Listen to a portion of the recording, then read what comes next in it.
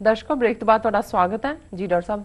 हुण असीं अपने प्रोग्राम होर अगे वधाने हैं। साडे दर्शकों वालों आईयां ईमेल ते मैसेज नूं पढ़ के साडी पहली ईमेल आई है टोरंटो तो। इन्हां ने अपना नाम गुप्त रखण दी बेनती कीती है। ये लिखदे हैं, डॉक्टर अंकल जी वाहिगुरू जी का खालसा वाहिगुरू जी की फतेह। मेरी ये तुहानूं दूजी ईमेल है। मैं टोरंटो रहिंदा हां। मेरी उम्र 15 साल है।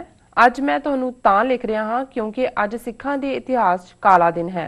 अज किसी सिख विरोधी ने RSS जां किसी होर बाबियां चों श्री गुरु ग्रंथ साहिब जी की बेअदबी की है। पहला तो मेरा निशाना RSS ते है क्योंकि वो इस वेले पावर च हन ते कोई उन्हां दा वाल भी विंगा नहीं कर सकता। ऐदां दा झगड़ा उन्हां दे फिट बैठदा है क्योंकि सिखां अते नूर मैलीए दे समर्थकां दे टकराਅ च उन्हां ने सिखां नूं भंडना है अते बदनाम करना है। जे सिख अपना दिमाग वरतन ते आप खुद जांच पड़ताल करन, सरकारी जांच ते भरोसा ना करन ते नतीजा उही निकलेगा जो असमिया च निकलिया सी जदों श्री गुरु ग्रंथ साहिब जी का सरूप साड़िया गया अते संत जरनैल सिंह भिंडरां वालियां नूं गिरफ्तार किया गया, जिहदे चों धर्म युद्ध मोर्चे की शुरुआत हुई ते सरकार नूं भारी विरोध का सामना करना पिया। मैं समझदा हां कि इस घटना तो बाद सिख गुस्से विच होणगे अते कुछ करन लई तैयार होणगे। जो भी पंथ का फैसला होवेगा असीं उन्हां नूं खालिस्तान वल प्रेर सकते हाँ क्योंकि असी इस मुल्क विच गुलाम हाँ। जे असी इन्हां नाल रहे तां साडे नाल यही बार बार होवेगा जो पहला होया है। सानू आज़ादी चाहिदी है। खालिस्तान साडा अपना पुराना मुल्क चाहिदा है। जे किसी दा दिल दुखाया होवे तां माफी चाहता हाँ। खालिस्तान जिंदाबाद जिंदाबाद। जी डॉक्टर साहब जिंदाबाद जिंदाबाद जिंदाबाद जिंदाबाद क्योंकि उन्होंने 2 बार लिखे जी।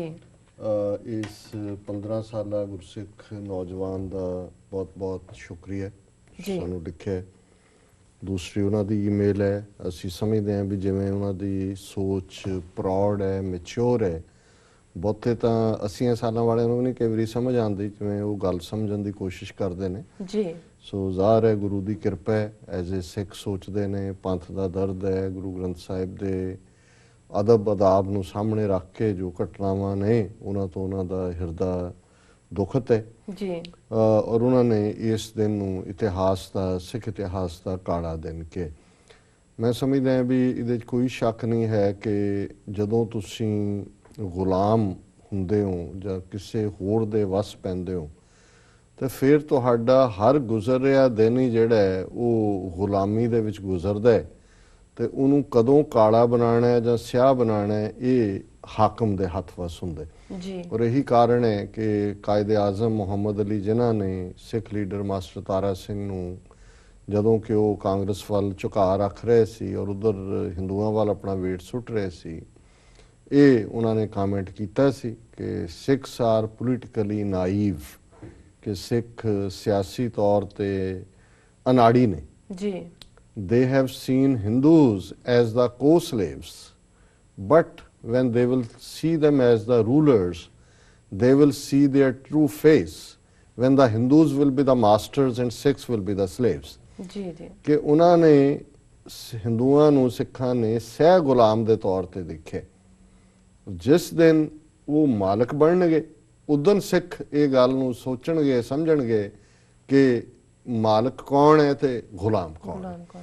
और मैं समझदा भी ये 67 सालां च साडा जो हाल इन्होंने किया है और ये गल ये नहीं है हुण जो घटना जिहदा उन्होंने जिक्र किया है जोधपुर दे विच हुई जिहड़ी कि 4 माइल तरन तारण तो है जी। पर तुसी साची साखी पढ़ो सर कपूर सिंह जिन्हां ने 47 तो एकदम बाद की रवैया सी और उन्होंने मुकेरियां दे ਦਾ ਹੀ शायद जिक्र किया सर कपूर सिंह ने साची साखी च कि एक इन्हां दा रामनौमी दीयां झांकियां निकल रही सी और उहदे च एक झांकी दे विच एक बंदे नूं बड़ा फनी जिहा बना के उस दे हत्थ दे विच एक परात सी फड़ी हुई और उस परात दे विच गोहा रखिया होया सी और उन्हें गोहे दे विच हत्थ लबेड़ के वो आले दुआले नूं कहंदा सी आ लो प्रशाद आ लो कड़ा प्रशाद।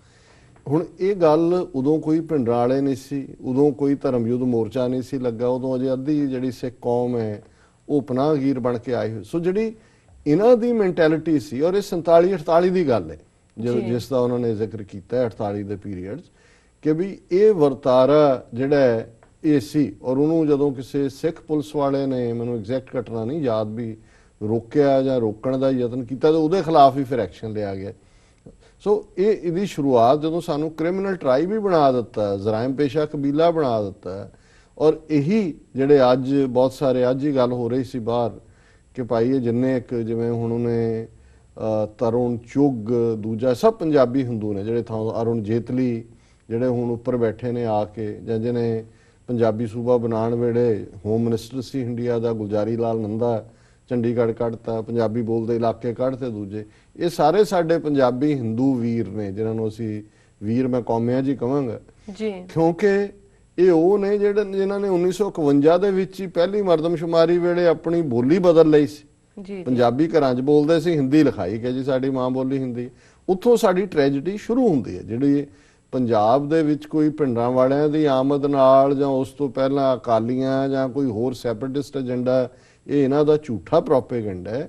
ਪ੍ਰੋਬਲਮ ਦੀ ਜੜ ਤਾਂ 47 ਤੋਂ ਬਾਅਦ ਸੀ ਕਿ ਉਹਨਾਂ ਨੇ ਰਿਅਲਾਈਜ਼ ਕਰ ਲਿਆ ਕਿ ਵੀ ਹੁਣ, ਔਰ ਜਿਵੇਂ ਅਸ਼ੋਕ ਸਿੰਘਲ ਨੇ ਕਿਹਾ ਦਿੱਲੀ ਦੇ ਵਿੱਚ ਕਿ ਭਾਈ 800 ਸਾਲ ਦੀ ਗੁਲਾਮੀ ਤੋਂ ਬਾਅਦ ਸਾਡਾ ਹਿੰਦੂ ਰਾਜ ਹੈ। ਔਰ ਇਹ ਗੱਲ ਜ਼ਾਹਰ ਹੈ। ਔਰ ਜੇ 1971 ਚ ਪਾਕਿਸਤਾਨ ਨੂੰ ਭਾਰਤੀ ਫੌਜ ਨੇ 2 ਹਿੱਸਿਆਂ ਦੇ ਵਿੱਚ ਤੋੜਿਆ ਤੇ ਸਟੇਟਮੈਂਟ ਜਿਹੜੀ ਇੰਦਰਾ ਗਾਂਧੀ ਦੀ ਸੀ ਕਿ ਹਮਨੇ 1000 ਸਾਲ की गुलामी का बदला ले लिया है, ਜੇ ਉਹਨੇ ਇਹ ਕਿਹਾ ਤੇ ਅਟਲ ਬਿਹਾਰੀ ਵਾਜਪਾਈ ਇੰਦਰਾ ਗਾਂਧੀ ਨੂੰ ਕਹਿੰਦਾ ਇਹ ਤਾਂ ਦੁਰਗਾ ਦਾ ਅਵਤਾਰ ਹੈ।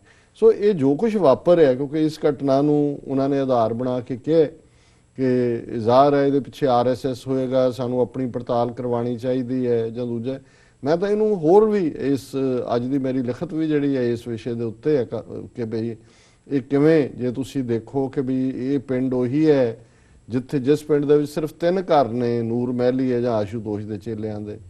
ਕੁਝ ਹਫ਼ਤੇ ਪਹਿਲਾਂ ਜਦੋਂ ਉੱਥੇ ਉਹ ਕਰਨਾ ਚਾਹੁੰਦੇ ਸੀ ਆਪਣਾ ਜੋ ਪਖੰਡ ਕਰਦੇ ਨੇ, ਸਿੱਖ ਪ੍ਰੋਟੈਸਟ ਲਈ ਗਏ ਤੇ ਉਹ ਬੰਦਾ ਜਿਹੜਾ ਘਰ ਵਾਲਾ ਸੀ ਫੌਜੀ ਹੈ ਰਿਟਾਇਰ, ਉਹਨੇ ਆਪਣੇ ਪਿਸਤੌਲ ਨਾਲ, ਔਰ ਜਿਹੜਾ ਉਹਦਾ ਸਿਕਿਉਰਿਟੀ ਗਾਰਡ ਪੁਲਿਸੀ ਉਹ ਵੀ ਨਿਰੰਕਾਰੀ ਹੋਏਗਾ ਜਾਂ ਆਸ਼ੂਤੋਸ਼ੀਆ ਹੋਏਗਾ, ਉਹਨੇ ਕਿੰਨੇ ਸਿੱਖਾਂ ਨੂੰ ਜ਼ਖਮੀ ਕਰ ਦਿੱਤਾ। ਹੁਣ Punjab Haryana high court order ਕਰਦਾ ਵੀ ਇਹਨੂੰ ਫੂਕੋ ਆਸ਼ੂਤੋਸ਼ ਨੂੰ 15 ਦਿਨ ਦੇ ਵਿੱਚ। ਇਧਰ ਗੁਰੂ ਗ੍ਰੰਥ ਸਾਹਿਬ ਦੇ ਸਰੂਪ ਆਲਮੋਸਟ ਉਸੇ ਦਿਨ ਹੀ ਜਿਹੜੇ ਨੇ ਪਿੰਡ ਦੇ ਗੁਰਦੁਆਰੇ 'ਚ ਬੇਅਦਬ ਹੋ ਜਾਂਦੇ ਨੇ ਜੀ। ਔਰ ਉਸ ਤੋਂ ਪਹਿਲਾਂ ਇਹ ਜਿਹੜਾ ਚੁੱਗ ਹੈ, ਤਰੁਣ ਚੁੱਗ, ਬਾਦਲ ਨੂੰ ਲਿਖ ਚੁੱਕਿਆ ਗਿਆ ਜੀ ਪ੍ਰੋਟੈਕਸ਼ਨ ਦਿਓ ਇਹਨਾਂ ਨੂੰ, ਔਰ ਉਹਦੇ 'ਚ ਦਿਵਿਆ ਜੋਤੀ ਆਸ਼ੂਤੋਸ਼ ਦੇ ਡੇਰੇ ਦਾ ਜ਼ਿਕਰ ਹੈ, ਸੌਦਾ ਸਾਹਿਬ ਦਾ ਜ਼ਿਕਰ ਹੈ। ਸੋ ਜਦੋਂ ਤੁਸੀਂ 2 and 2 ਟੂਗੈਦਰ ਕਰਦੇ ਹੋ, ਸੋ ਇਹ ਏਜੰਡਾ ਆਉਣ ਵਾਲੇ ਦਿਨਾਂ 'ਚ, ਔਰ ਹੁਣ ਜੇ ਹਾਈ ਕੋਰਟ ਦੀ ਜਜਮੈਂਟ ਆ ਗਈ, ਪਹਿਲਾਂ ਹੁਣ ਜਨਵਰੀ ਮਹੀਨੇ ਦਾ ਮਰਿਆ ਹੋਇਆ ਉਹ 10 ਮਹੀਨੇ ਬਾਅਦ ਪਹਿਲਾਂ ਕਿੱਥੇ ਸੁੱਤਾ ਰਿਹਾ ਕੋਰਟ। ਸੋ ਜ਼ਾਹਰ ਹੈ ਉੱਥੇ ਵੀ ਬਿਲਟਅਪ ਹੋਣਾ ਸ਼ੁਰੂ ਹੋ ਗਿਆ। ਚੇਲਿਆਂ ਵੱਲੋਂ ਜੇ ਪ੍ਰੋਟੈਸਟ ਹੁੰਦਾ ਹੈ, ਇਹ ਹੈਂਡਲ ਕਰ ਸਕਦੇ ਨੇ, ਨਹੀਂ ਕਰ ਸਕਦੇ, ਇਹ ਬਹਾਨਾ ਬਣਾ ਕੇ ਸਰਕਾਰ ਵੀ ਡਿਸਮਿਸ ਕੀਤੀ ਜਾ ਸਕਦੀ ਹੈ। ਨਾ ਵੀ ਹੋਏ ਆਸ਼ੂਤੋਸ਼ ਦੇ ਚੇਲਿਆਂ ਨੂੰ ਆਰਐਸਐਸ ਉਹਨੂੰ ਕੰਡੈਮ ਕਰ ਦੇਗੀ ਕਿ ਜੀ ਇਹਨਾਂ ਨਾਲ ਸਖਤੀ ਕਿਉਂ ਕੀਤੀ ਹੈ।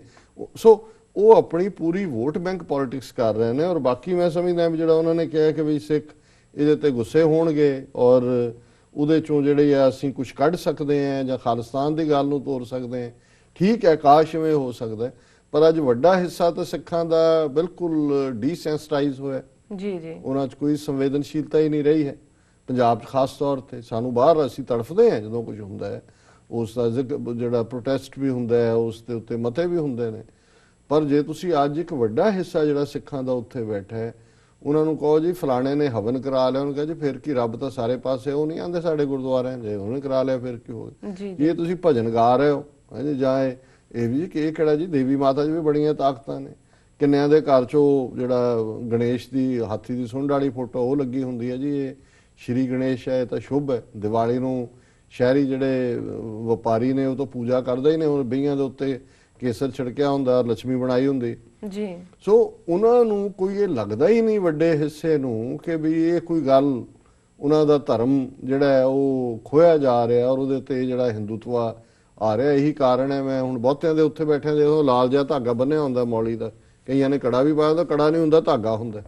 ਹੁਣ ਉਹਨਾਂ ਲਈ ਉਹ ਧਾਗਾ ਬੰਨਣਾ ਜਾਂ ਦੂਜਾ ਜਿਹੜਾ ਟੋਟਲੀ ਹਿੰਦੂਤਵਾ ਦੇਵੀ ਦੀ ਪੂਜਾ ਦੀ ਲਾਈਨ ਹੈ, ਉਹ ਉਹਨਾਂ ਨੂੰ ਕੋਈ ਔਡ ਨਹੀਂ ਲੱਗਦਾ। ਮੱਥੇ ਤੇ ਟਿੱਕਾ ਉਹ ਲਾਣਾ, ਤਿਲਕ, ਉਹਨਾਂ ਨੂੰ ਕੋਈ ਔਡ ਨਹੀਂ ਲੱਗਦਾ।